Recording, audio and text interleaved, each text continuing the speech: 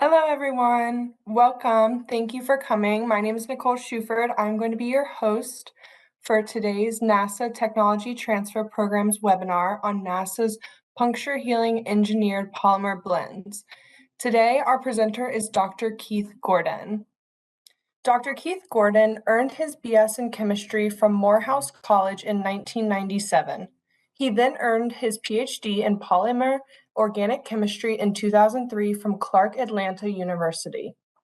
Dr. Gordon started his career at NASA Langley Research Center in 2004 when he was hired into the Advanced Materials and Processing branch.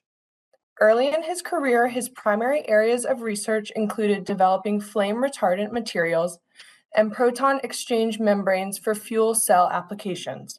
However, Dr. Gordon's main research focus over the past 11 years has been in the development of self-healing materials, where Dr. Gordon has served as co-PI and team leader on various projects. Dr. Gordon is an author/co-author on 20 scientific publications, 5 patents, 1 Editor's Choice Award, 1 Group Achievement Award, and over 30 technical presentations. Dr. Gordon is also a member of the Polymer Division of the American Chemical Society. Following Keith's presentation, I will be giving a short presentation on how NASA licenses its technology to outside organizations. Before we get started, I'd like to point out that all of your microphones will be muted throughout the presentation. So if you have any questions, go ahead and type them into the chat box in the lower right corner of your screen, and we will answer them during the Q&A session at the very end. So at this point, I'm going to turn it over to you. Thank you, Dr. Gordon. Okay, thank you, Nicole. Thank you. Good afternoon, everyone. My name is Keith Gordon. Today, I'll be giving you I'll be talking about giving an overview over a presentation called Self-Healing Materials at NASA Langley Research Center.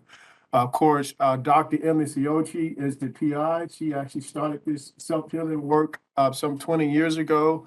And so our team members, we have quite a few team members and contributors over the years. Dr. Scott Zavada, Dr. Godfrey Salty, Dr. Joseph Smith, Dr. Chris Wise, Dr. Kevin Halley, Mr. Roberto Cano, Mr. Brian Grimsley, and we have others that are not listed that have contributed to this work over the past 20 years.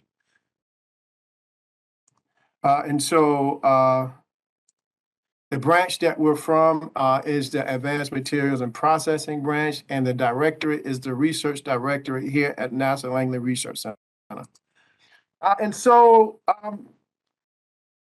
The self-healing mechanism we're looking at, and the type of self-healing materials that we've been historically interested in at NASA Langley Research Center is called puncture-healing.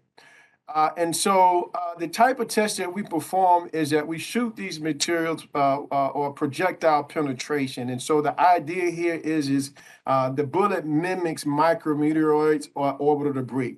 And so we shoot specimens with .22 caliber bullets, and we assess healing following ballistic penetration.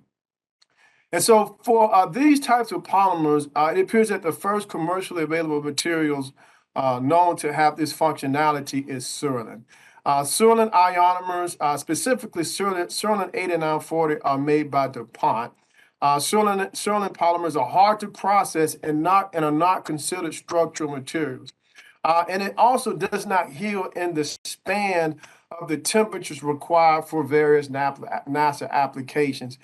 And so our motivation has been looking to develop self-healing polymeric materials to enable more damage-tolerant systems, and also to advance the technology past Surlyn such that we can tailor puncture healing for use temperatures and diverse applications. For instance, these materials have benefit in environments and conditions where access for manual repair is limited or impossible, or where damage may not be necessarily detected.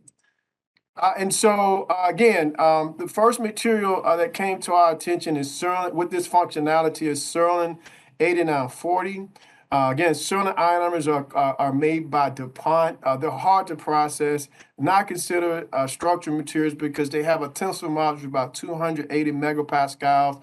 However, Surlyn 8940 puncture self-heals when shot at velocities of 300 meters per second up to about 22 kilometers per second. However, it does not heal in the span of temperatures required for various NASA applications, excuse me. And so we've studied certainly in our lessons learned. We not only looked at other commercial available materials based on these lessons, but we also developed materials within the lab. But nonetheless, our team identified another polymer. And so one of the questions we had was that could a material that had better mechanical properties than Sherlin also puncture self-heal? And so we identified another polymer called polybutadiene grafted polymethylacrylic core acrylonitrile. We call it PBG for short. We actually obtained the first quantities of this material from Sigma Aldrich, but the company that actually manufactures called Eneos. But nonetheless, PBG, we call it PBG for short. It has a tensile modulus of about 3 gigapascals. And so this material, I'll actually show you the video. Let me show you the video of Sherlin. I'm sorry. And so PBG actually puncture self-heal after being shot at between temperatures of 35 to 100 degrees Celsius. And so based on previous data, we selected PBG as a matrix for infusion with carbon fiber. I'm getting a little ahead of myself, but we chose it for infusion in carbon fiber reinforced polymer composites. And so you just saw Sherlin. I'm going to show Sherlin's video when shot. As you can see, it heals instantaneously. It heals within microseconds. And so I just showed you Sherlin 8940. I'm going to show you PBG now. And this, again, this material has higher tensile modulus than Sherlin. There we go. Like I said, the mechanism is fast. It's like I said, we've measured self-healing within Sherlin and PBG that occur within microseconds.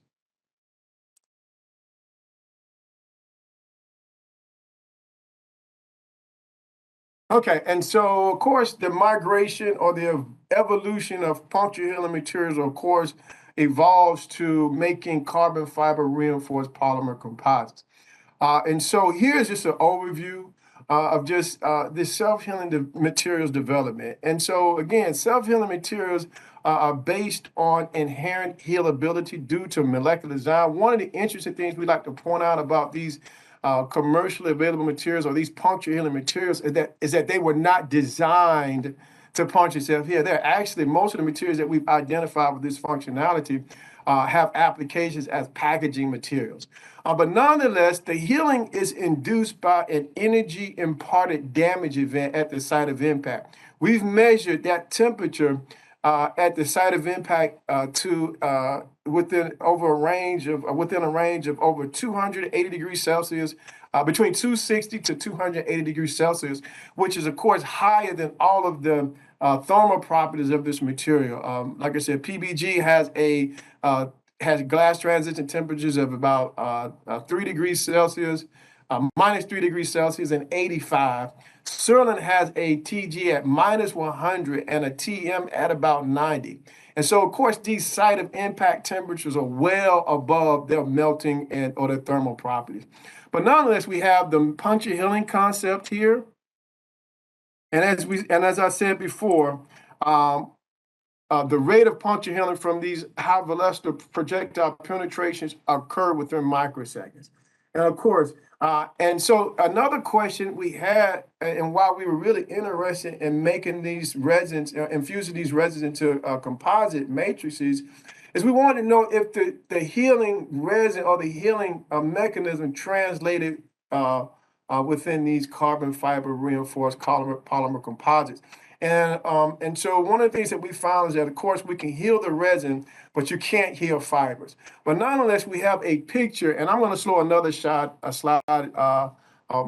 next, following this particular slide that includes some of the work on these healable composite materials that we made with the PBG resin. But nonetheless, the healing, although the healing did not translate the same type of healing, but what did translate was a improved damage tolerance of composites within self-healing matrix. And what I mean by that, I'll go to the next slide. And here we have the healable carbon fiber composite slide, okay? And so I think that we have a large top sheet for this particular technology. I think it's 136. I think it's if I'm not mistaken. But nonetheless, in this work, we made good quality carbon fiber reinforced polymer composites. They were fabricated using a puncture self-healing thermoplastic matrix, of course, PBG, which is again short for polybutadiene grafted polymethyl co-acrylonitrile. But nonetheless, after we made these, we made these this matrix, this composite matrix. We performed compression after impact testing. After we submitted these quasi-isotropic panels to BVID damage or barely visible impact damage.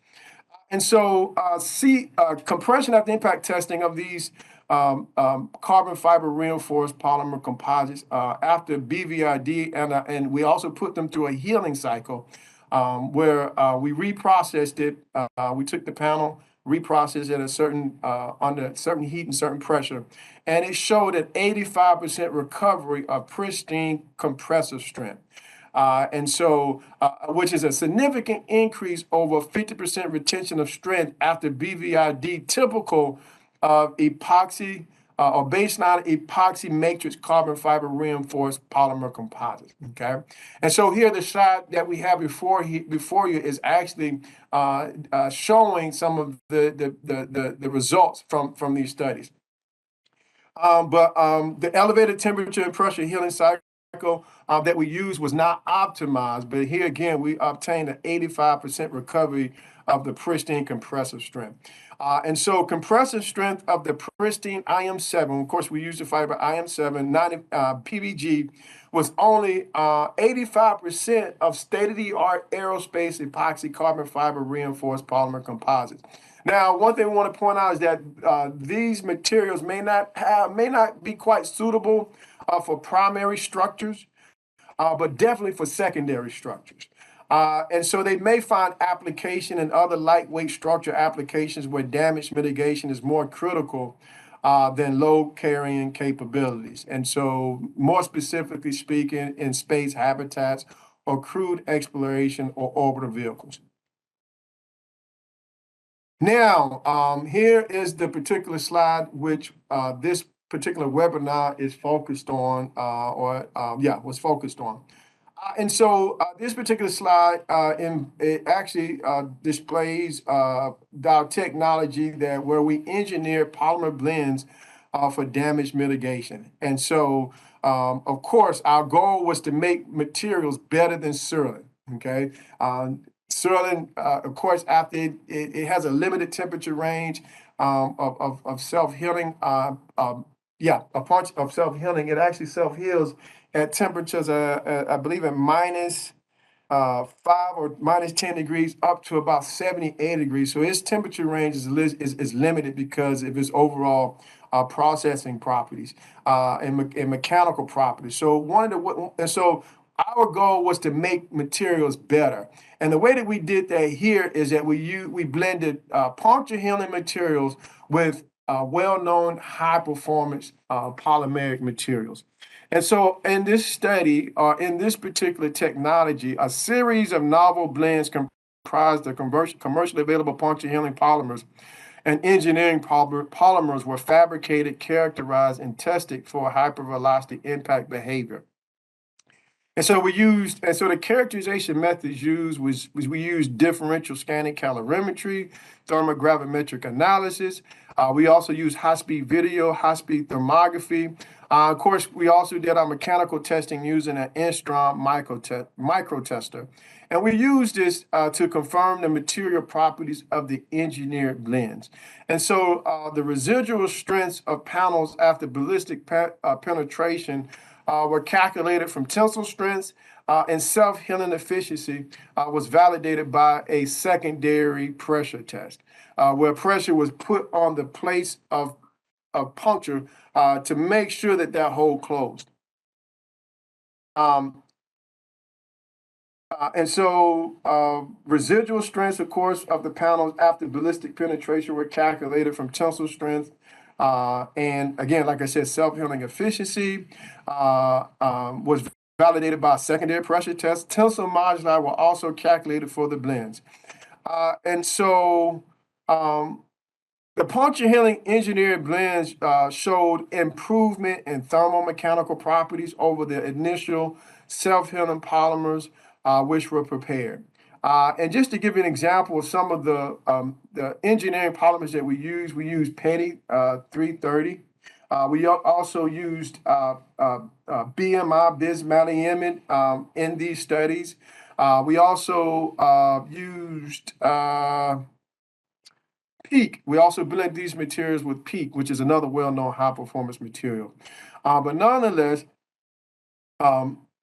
the materials, and so the puncture healing materials that we use were Affinity EG 8200, which is an ethylene octane based system. It had very similar physical properties as Serlin. The only problem with Affinity EG, and I'm going to talk about it in just a second, is that it has very low modulus. I mean, its modulus is even lower than Serlin-based materials. But nonetheless, the affinity-based blends retain nearly 100% of their tensile strength over the range of deformation, but with a very low final modulus value, denoting a nonlinear material response. However, the tensiless modulus values indicate that while affinity blends healed better than Serlin blends, the latter perform better in the fiber reinforced composite form. And so also in these studies, we blended Serlin, we blended Affinity EG with chopped glass fibers, chopped graphite fibers as well.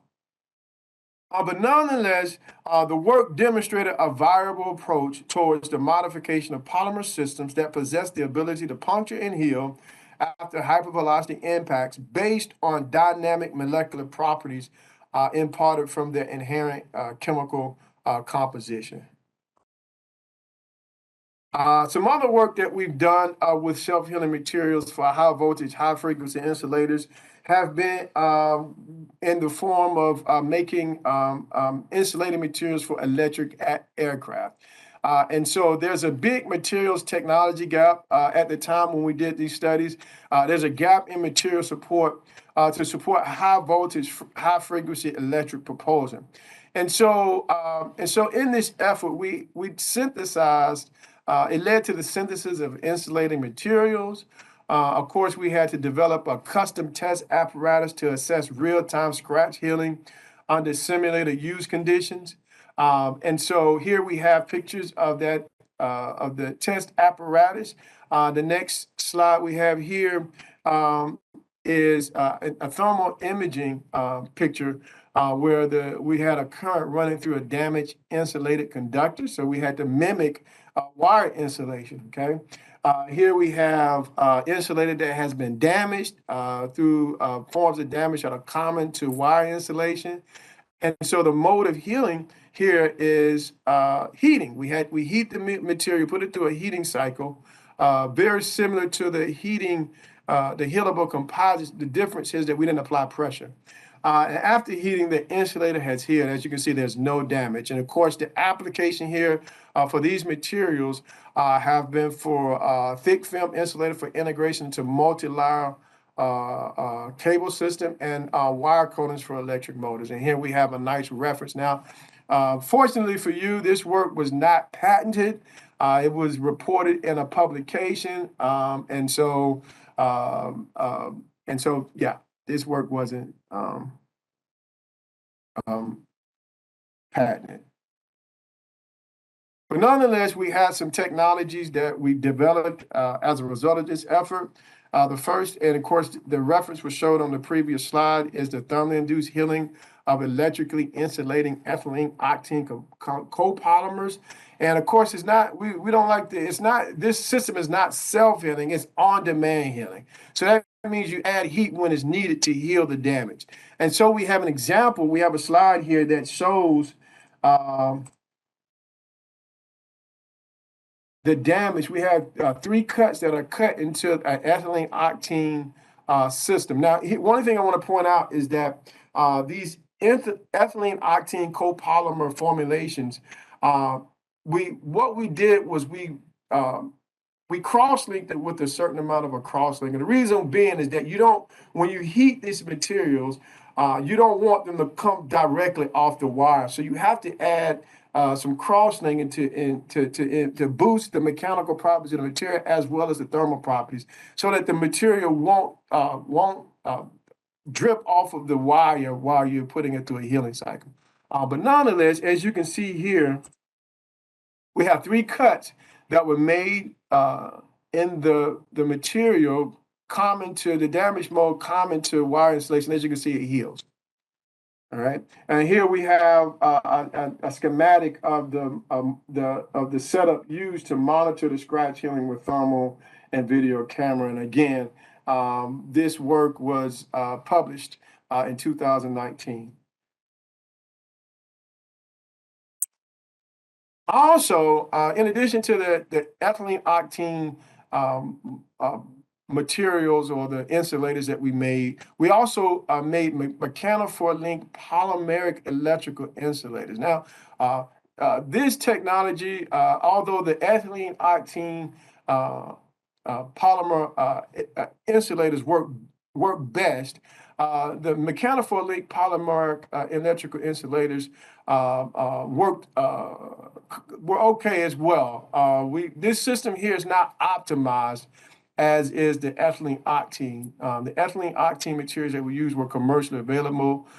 We cross-linked it with the peroxide, cumul peroxide. But here, this system is not an optimized system. But what it does demonstrate is a viable technology to make polymer electrical insulators more sensitive to various forms of damage, more specifically speaking, cuts and scratches. But nonetheless, this particular technology involves incorporating a mechanophore. A mechanophore is a force-driven, force-triggered type of chemistry.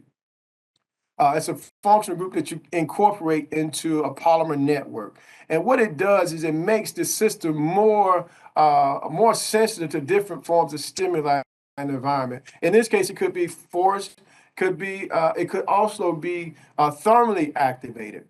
All right, and it's been reported in literature that mechanophores can be activated by temperature, pressure, or force, or even light. But nonetheless, you incorporate these mechanophores into a polymer network.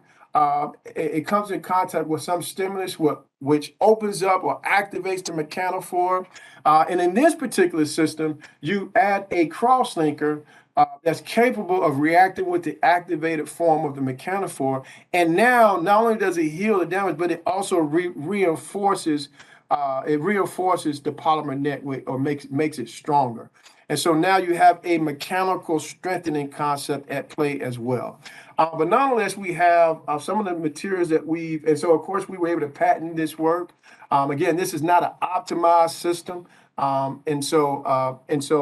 But it definitely provides support in support of this particular concept. But nonetheless, we made these mechanophore-linked polymeric electrical insulators. We made thin films. What we see before you are 3 films of a mechanophore-linked polymeric cross-linker matrix system. And so we thermally heated to initiate the self-healing at 270 degrees Celsius for 3 minutes. As you can see these 3 scratches that we put inside of this membrane. And after putting it through a healing cycle, you can see that some of these scratches healed up. They sealed tighter. Now, 2 of the 3 cuts or scratches heal, but this one this one here, I'm not sure. Let me show you. In my laser pen. This one here did not heal completely, although it looks like it did not. But nonetheless, this is the mechanophore-linked polymeric electrical insulators that were also developed as a result of this effort in developing high voltage, high frequency insulators.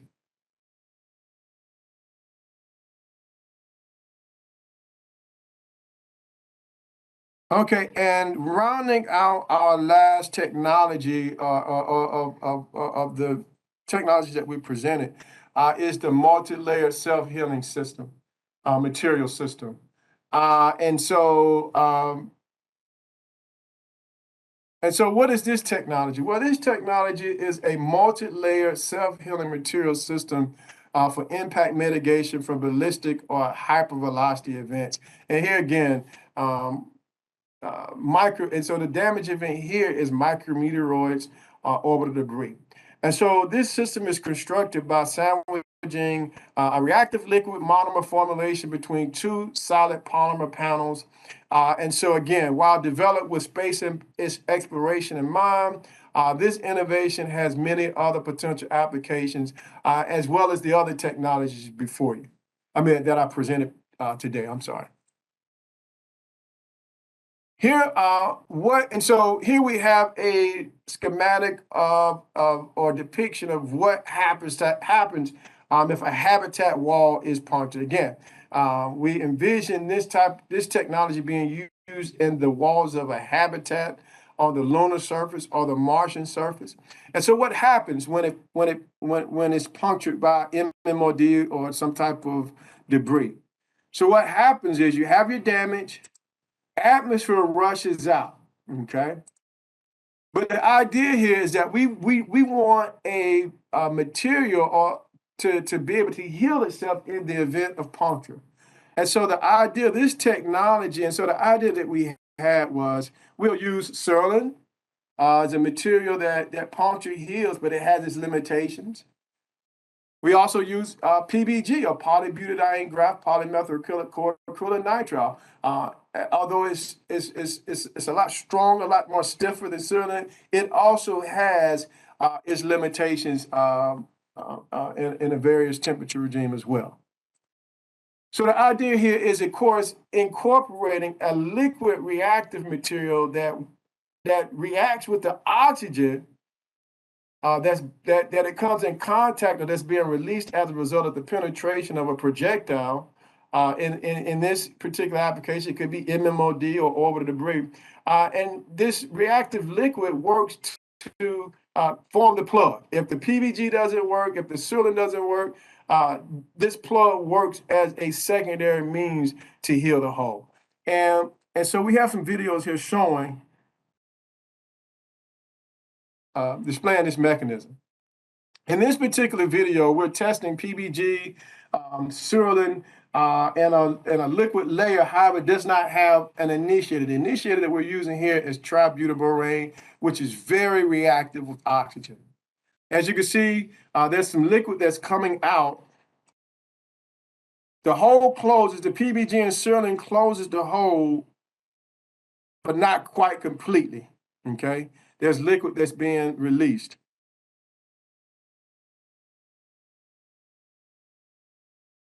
Hold on. 1 second. I'm sorry. Okay.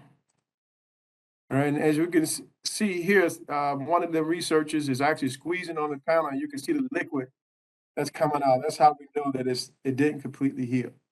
However,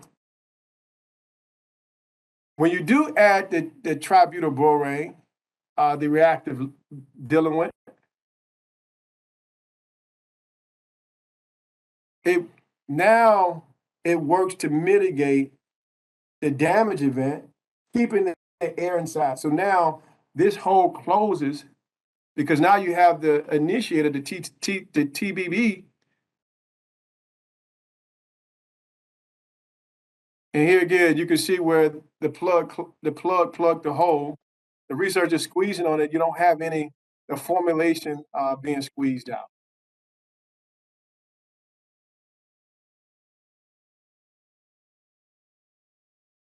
Here we have a slide with the publications and proceedings from the self-healing technology that I presented to you over the past 5 to 10 years.